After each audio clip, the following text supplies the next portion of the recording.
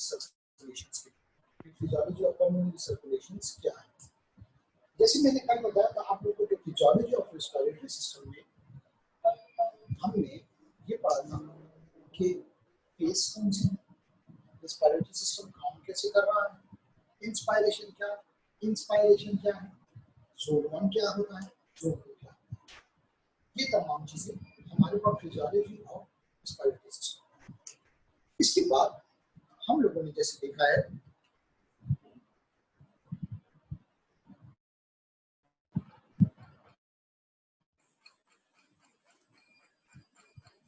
इसके बाद हम लोगों ने जो देखा है कि जो फिजियोलॉजी ऑफ रेस्पिरेटरी सिस्टम है, आप लोगों को अक्सर ये जनरल एक्सपीरियंस होता होगा कफ रिफ्लेक्स।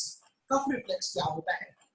जब भी आपने देखा हो, ठीक है मैंने वहां से स्पीकर ऑफ कर देता हूं। फिजियोलॉजी ऑफ कफ रिफ्लेक्स ऐसी होगी कि अगर हम कोई चीज खाते हैं और अगर वो हमारे रेस्पिरेटरी सिस्टम में चली जाए तो उसके दौरान हमारा कफ प्रोडक्शन होती है। ये कफ प्रोडक्शन कैसे होती है, इसका क्या मैकेनिज्म है और ये किस वजह से होती है, ये मैं आज बताऊंगा। तो जो कफ रिफ्लेक्स या कफ मैकेनिज्म होता है वो ऐसे होता है कि अगर आपने देखा हो कभी आप लोग नॉर्मली खाना खा रहे हो तो खाना खाने के दौरान एक बंदा जो है वो बोलता है, तो बोलने के दौरान उसका जो एपिग्लॉटिक्स जो होता है खाने के दौरान वो हमारे रेस्पिरेटरी ट्रैक्ट को ऐसे कवर कर लेता है। ये समझो रेस्पिरेटरी ट्रैक्ट का ट्रैकिया है, ये ट्रैकिया है, ये एपिग्लॉटिक्स है। जब हम खाना खाते हैं तो एपिग्लॉटिक्स ट्रैकिया को ऊपर से बंद करता है, तो बोलस जो है खाने का वो वैसे इस तरह उतर जाता है। अगर आप खाना भी खा रहे हो तो बोल रहे भी हो तो एपिग्लॉटिक्स खुल जाता है, खाने का बोलस ट्रैकिया के अंदर इंटर होने की कोशिश करता है। जो ही इंटर होने की कोशिश करता है हमें वहां पे कफ होती है, खांसी होती है। जो ही कफ होती है, कफ के साथ ही हम वो जो फॉरेन बॉडी जो खाना जो हमारी ट्रैकिया के तरह होता है वो एक्सपल्जन होकर बाहर की तरफ गिरता है। ये जो कफ रिफ्लेक्स है ये हमारे लिए लाइफ सेविंग है, क्योंकि खुदा न खास्ता अगर वो बोलस खाने का ट्रैकिया के अंदर चला जाए तो वो हमारे पास इसे कहते हैं एस्पायरेशन निमोनिया। कोई चीज अंदर चली जाए और वो वहां पे जाके फॉरेन बॉडी इंफेक्शन क्रिएट करे और इंफेक्शन क्रिएट करने के बाद वहां पर निमोनिया हो जाए तो इसे हम क्या कहते हैं, एस्पायरेशन निमोनिया। कैसे मैं बता रहा हूँ, ये समझो हमारे पास एपिग्लॉटिस है, ये काम है, खाने का बोलस आया, बोलस जो है ना खाने के नवाले को कहते हैं ना बोलस। बोलस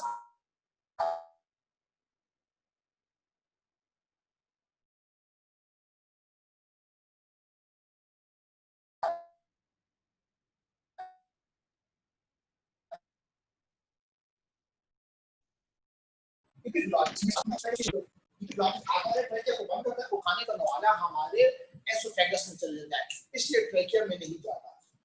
अगर जो शख्स बोल रहा भी है और खाना भी खा रहा है तो वो अगर उसका ट्रैकिया में बोलस चला जाए तो वो बोलस जाने के बाद उसको एक कफ होती है, कफ होने के बाद वो बोलस जो ट्रैकिया में जाने की कोशिश कर रहा है वो बाहर निकल जाता है। ठीक हो गया? तो ये इस मैकेनिज्म को क्या कहते हैं, कफ रिफ्लेक्स कहते हैं। Modified respiratory process characterized by forceful expiration due to the irritation respiratory tract। कहता है कि एक modified respiratory process है जो हमारे पास forceful expiration करता है due to the irritation respiratory tract। अगर respiratory tract में किसी भी किस्म की irritation है, फॉर एग्जांपल ये हमारे पास respiratory tract है जो मैं बना रहा हूँ, यहाँ पे किसी भी किस्म की फॉरेन बॉडी आती है, ये रेस्पिरेटरी ट्रैक्ट पे इरिटेशन काज करती है और वो उसको एक्सपल्ज आउट करता है और उसको खांस कर बाहर फेंक देता है। इसको हम कहते हैं कफ रिफ्लेक्स। ठीक हो गया? अब इसका मैकेनिज्म क्या है कि कफ बिगिन कैसे होती है, यहां तक उम्मीद है सबको समझ आ गई होगी। सबको समझ आ गया तक? समझ आ गई है यहाँ तक? किसको मैं मिटा दूं? Yes sir. सर एक बार फिर रिपीट करें सर। जी सर रिपीट करें एक बार फिर। अच्छा रिपीट करूं, मैं कर देता हूं।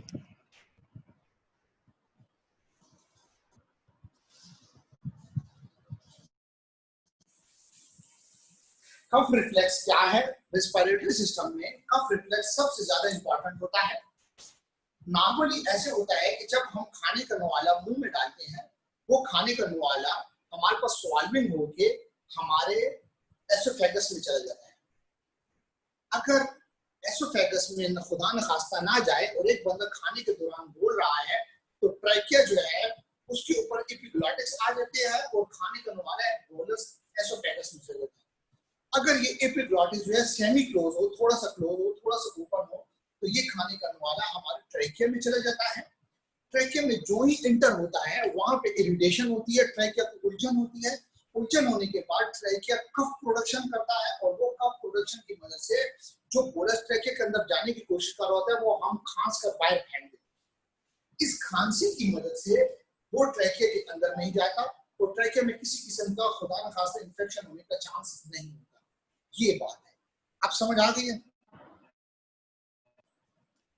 यस सर, अब क्लियर है सर। अब क्लियर है?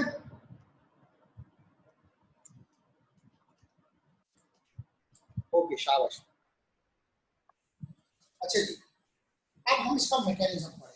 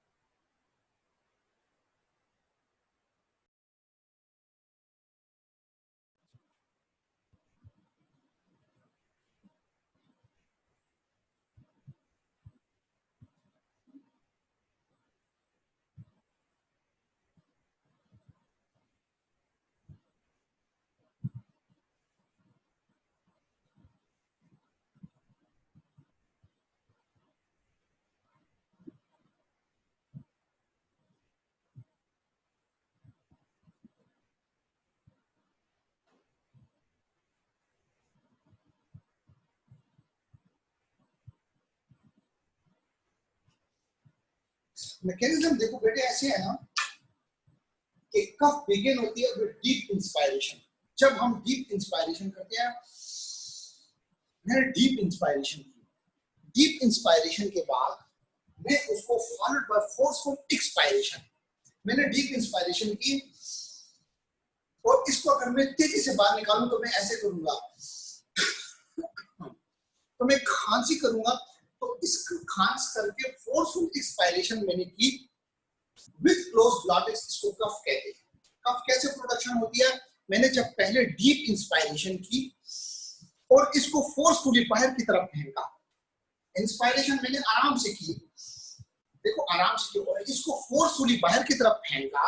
इस फोर्सफुली बाहर की तरफ फेंकने को जो विद क्लोज ग्लॉटिक्स होता है, इसे कफ रिफ्लेक्स कहते हैं। क्या कहते हैं? कफ रिफ्लेक्स कहते हैं। ये खुद ब खुद जनरेट होती है और इसका मैकेनिज्म क्या है कि देखो, मैंने जैसे पीछे अभी थोड़ी देर पहले बताया है कि अगर कोई फॉरेन बॉडी खुदा न खास्ता हमारे ट्रैकिया के अंदर जाने की कोशिश करेगी, तो जो ट्रैकिया का जो म्यूकस मेम्ब्रेन है वो इरिटेशन काज करेगा, उसको उलझन सी होगी। उलझन होने के बाद वो उस बोलस को फोर्सफुली एक्सपायरेट करके बाहर की तरफ फेंकेगा। उसके अंदर मैकेनिज्म कैसे जनरेट होगा? वो ऐसे करेगा कि कफ जो है ये डीप इंस्पायरेशन होती है और डीप इंस्पायरेशन के बाद फोर्सफुली एक्सपायरेशन के बाद हमारे पास विद क्लोज ग्लॉटिक्स, याद रखना विद क्लोज ग्लॉटिक्स जो है इसे हम क्या कहते हैं? कफ रिफ्लेक्स का मैकेनिज्म कहते हैं। क्या कहते हैं? कफ रिफ्लेक्स का मैकेनिज्म कहते हैं। अब क्या होता है, नॉर्मली जो हमारे पास जो इंट्राप्लूरल प्रेशर होता है वो एटमॉस्फेयर प्रेशर से कम होता है। जो हमारे पास लंग्स के दरमियान का जो प्रेशर होता है वो हमारे पास बाहर से कम होता है। जो इंट्राफ्लूरल प्रेशर है वो लंग्स का बाहर के प्रेशर से कम होता है, जिसकी वजह से इंट्राफ्लूरल प्रेशर को हम नेगेटिव प्रेशर भी कहते हैं। तो कहते हैं कि ये जो इंट्रा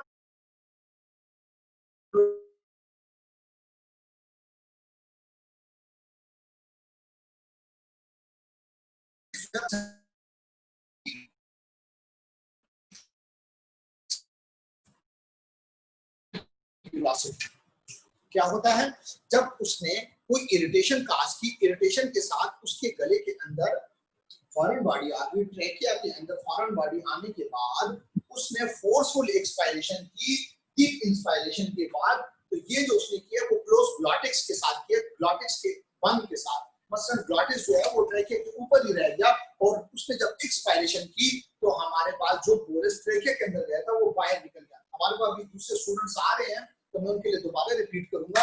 आज हमारा टॉपिक है फिजियोलॉजी ऑफ रेस्पिरेटरी सिस्टम में कफ रिफ्लेक्स। खांसी कैसे होती है, कफ रिफ्लेक्स कैसे होता है जब कोई फॉरेन बॉडी हमारी ट्रेकिया को टच करती है। ट्रेकिया क्या, सांस की नाली, ठीक हो गया। ऐसा होता है कि जब बंदा कोई खाना खा रहा हो, खाने के दौरान बोले भी तो उसको खांसी आती है, ठीक हो गया। वो कैसे आती है कि अगर वो बोलस जो है, बोलस खाने के नवाले को कहते हैं, अगर वो बोलस हमारे पास ट्रेकिया को टच करता है, वहां पे हमारे पास जो म्यूकस मेम्ब्रेन होती है उसमें इरिटेशन होती है। इरिटेशन का मतलब उलझन होती है ट्रेकिया को। तो ट्रेकिया का क्या करता है, कफ करता है, बिगिन करता है पहले डीप इंस्पायरेशन। मैंने ये डीप इंस्पायरेशन ली, अब इस इंस्पायरेशन, अब मैं जब इस एयर को बाहर निकालूंगा तो मैं फोर्सफुल एक्सपायरेशन ऐसे करके जो निकालते हैं, ये हमारे पास खुद ब खुद मैकेनिज्म होता है विद क्लोज ग्लॉटिस। ग्लॉटिस कहाँ पे होता है, ट्रेकिया और एसोफेगस के ऊपर होता है और ट्रेकिया को बंद कर देता है और ग्लॉटिस के ऊपर से बोलस जो है वो एसोफेगस में चले जाता है, ठीक हो गया। तो वो ट्रेकिया में नहीं जाता। तो हमारे पास ये हो गया। तो कफ begin with deep inspiration followed by forceful expiration with closed glottis। तो ये क्या है, ये कफ रिफ्लेक्स का मैकेनिज्म है। जो पहले आए थे और जो अभी बाद में आ रहे हैं, जैसे अभी भी ये बच्चा आया है, तो इन सबको क्लियर हो गया यहाँ तक? आप सबको क्लियर हो गया यहाँ तक? सर जी देते हैं जी, कोई चीज रिस्पॉन्स कौन देता है? अच्छा इसको रिस्पांस कौन देता है? वो आगे आके मैं आपको बता रहा हूँ, वो नर्व्स हैं, समझ आ गया ना, जैसे वेगस नर्व है, ठीक हो गई। वो मैं आगे बेटे आके बता रहा हूँ, शाबाश, एक्सीलेंट क्वेश्चन, मैं आगे आ रहा हूँ उसकी तरफ। लेकिन अभी यहाँ तक बेटे समझ आ गई है? जी सर। ओके ओके, अच्छा बहुत अच्छा सवाल पूछा, लेकिन वो मैं आगे नर्व्स की बताऊंगा, मैकेनिज्म कैसे जनरेट होता है वो मैं आपको बताऊंगा। अभी सिर्फ मैं फिजियोलॉजी पे चल रहा हूँ और वो फिजियोलॉजी में इरिटेशंस की बता रहा हूँ, फिर इरिटेशंस के बाद में नर्व की स्टिमुलेशंस बताऊंगा, तो वो नर्व की स्टिमुलेशन के साथ कैसे कफ जनरेट होती है।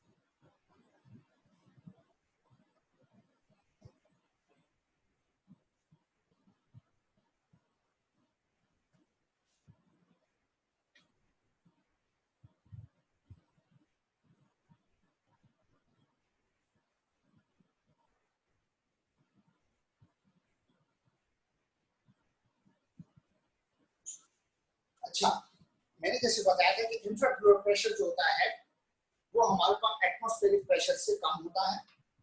तो इंफ्राफ्लोर प्रेशर क्या होता है? इंफ्राफ्लोर प्रेशर प्लूरा के दरमियान के अंदर जो प्रेशर होता है, जैसे विसरल प्लूरा और राइटर प्लूरा। अच्छा, ये कह रहे हैं हमें कुछ दिखाई नहीं दे रहा। अच्छा, इंट्राप्लूरल प्रेशर जो है, हम डॉक्टर की लिखना ऐसा होता है कि किसी को भी समझ नहीं आती, लेकिन मैं खैर इसको दोबारा मैं सॉरी मैं इसको ठीक करके लिखूंगा। इंट्राप्लूरल प्रेशर जब हमारे पास नेगेटिव होता है, वो क्या करता है, ग्लॉटिक्स को ओपन करता है सडनली। जब इंट्राप्लूरल प्रेशर में प्रेशर एक्सीड होता है, प्रेशर जब ऊपर की तरफ जाता है, तो वो ग्लॉटिक्स को फौरन खोलता है और एक्सपल्शन ऑफ एयर होती है, जो कफ के साथ प्रोडक्शन होती है, और हमारे पास वो इरिटेंट जो होता है रेस्पिरेटरी ट्रैक्ट से वो बाहर निकल जाता है। यही मैकेनिज्म होता है कि पहले किस तरह इरिटेशन होती है, इरिटेशन जो है वो नर्व स्टिमुलेट होती है, वो हमारे पास सिग्नल जो है वो ब्रेन को लेके जाती है। ब्रेन में मेडुला ऑब्लोंगेटा जो है, मेडुला ऑब्लोंगेटा जो हमारे पास हाइंड ब्रेन का पार्ट है, एक होता है fore brain, mid brain and hind brain. Hind brain में हमारे पास पोन्स और मेडुला ऑब्लोंगेटा होता है। ये जो मेडुला ऑब्लोंगेटा होता है, इसके अंदर हमारे पास जो कफ का जो सेंटर होता है उसको ये नर्व जाके एक्टिवेट करती है।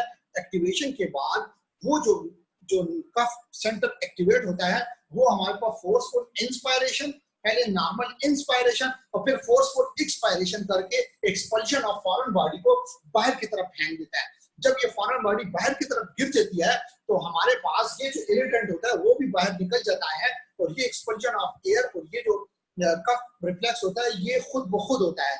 अब उस बच्ची का जो सवाल था कि ये कैसे होता है, तो ये ऐसे होता है कि जो रेस्पिरेटरी ट्रैक्ट में हमारे पास इरिटेंट जो है, जो नोज के अंदर पड़े होते हैं, पैरानेजल साइनसेस में होते हैं, हमारे पास म्यूकस मेम्ब्रेन के होते हैं, ग्लॉटिक्स के होते हैं, डायफ्राम के होते हैं, ये तमाम जो है ये जनरेट होते हैं और यहाँ पे नर्व की एक्टिवेशन होती है। जैसे मैंने बताया था कि अल्फैक्टरी नर्व, अगर यहाँ पे इरिटेशन होगी तो यहाँ पे अल्फैक्टरी नर्व होगी। अगर हमारे पास लैरिंक्स ट्रैकिया पे होगी तो वहां पे हमारे पास वैगस नर्व होती है, 10th नर्व होती है। तो ये मुख्तलिफ जो इनर्वेशन नर्व की होती है। अगर कफ होती है तो डायफ्राम की भी मूवमेंट होती है, तो डायफ्राम को जो नर्व सप्लाई कर रही होती है वो फ्रेनिक नर्व होती है। तो ये मुख्तलिफ किस्म की नर्व्स की रिफ्लेक्सेस होती हैं। अगर मेरे पास कोई इरिटेंट आता है एसोफेगस की वजह ट्रैकिया में इंटर होता है तो लैरिंक्स के ऊपर जो 10th वैगस नर्व है ये एक्टिवेट होती है। इसके अलावा अगर वो हमारे पास नोज के अंदर म्यूकस मेम्ब्रेन के अंदर कोई फॉरेन बॉडी आती है तो वो जो स्नीजिंग करते हैं, छींकने को क्या कहते हैं, स्नीजिंग रिफ्लेक्स, तो ये स्नीजिंग रिफ्लेक्स भी इसी की वजह से होते हैं और वो म्यूकस मेम्ब्रेन के अंदर इरिटेशन काज करता है। तो म्यूकस मेम्ब्रेन के अंदर इरिटेशन काज होने की वजह से हमें छींक आती है, स्नीजिंग आती है। लेकिन स्नीज और कफिंग में सबसे मेन डिफरेंस ये है कि कफिंग जो है वो क्लोज ग्लॉटिक्स के साथ होती है और जो स्नीजिंग जो है वो ओपन ग्लॉटिक्स के साथ होती है। इसलिए स्नीजिंग के अंदर जो फ्लूइड हमारा निकलता है वो रेस्पिरेटरी ट्रैक्ट से भी निकलता है। इसलिए स्नीजिंग के अंदर आप अगर अभी छींक कभी हाथ पर मारो तो वो जो छींक जो हाथ पर होती है उसके साथ जो फ्लूइड बाहर आता है ये हमारे रेस्पिरेटरी ट्रैक्ट से भी आता है। तो ये जो मुख्तलिफ किस्म की इरिटेशंस होती हैं, जैसे उस बच्ची का सवाल था कि सर ये कैसे इरिटेशन होती है, तो ये नर्व इसकी इरिटेशंस को कैप्चर करती है और उसके बाद वो नर्व जो है वो जाके मेडुला ऑब्लोंगेटा में जो कफ सेंटर जो है उसको एक्टिवेट करती हैं और कफ सेंटर की एक्टिवेशन के बाद हमारे पास कफ प्रोडक्शन होती है। तो ये जो कफ प्रोडक्शन होती है वो इसी के रिफ्लेक्सेस के तौर पर होती है। तो ये हमारे पास कफ रिफ्लेक्स था। स्नीजिंग रिफ्लेक्स क्या है वो भी मैं लिख के बता देता हूँ आपको।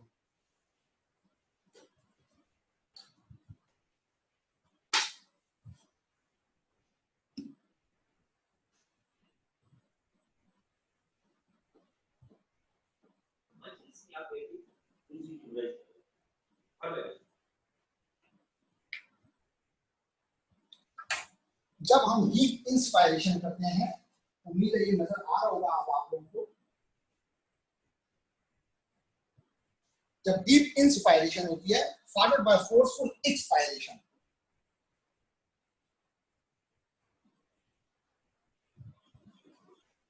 फोर्सफुल एक्सपायरेशन होती है with open brackets.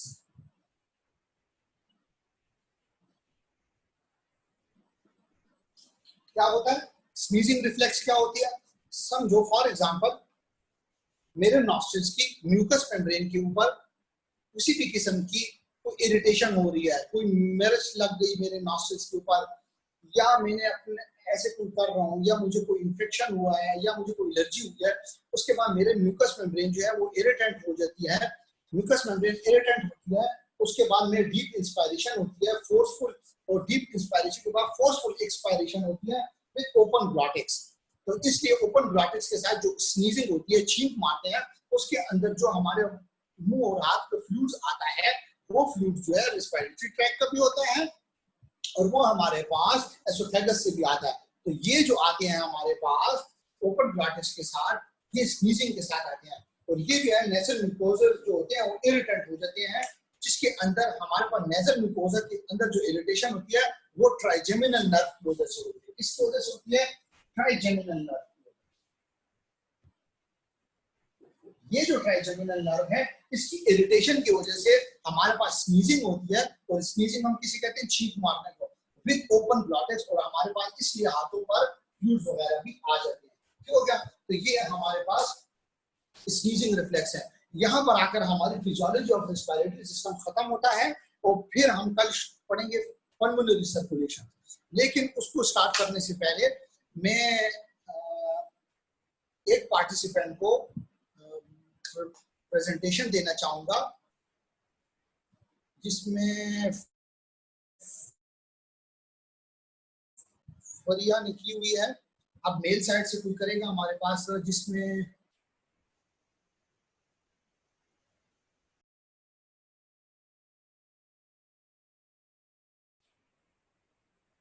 Mudassir Iqbal करेगा।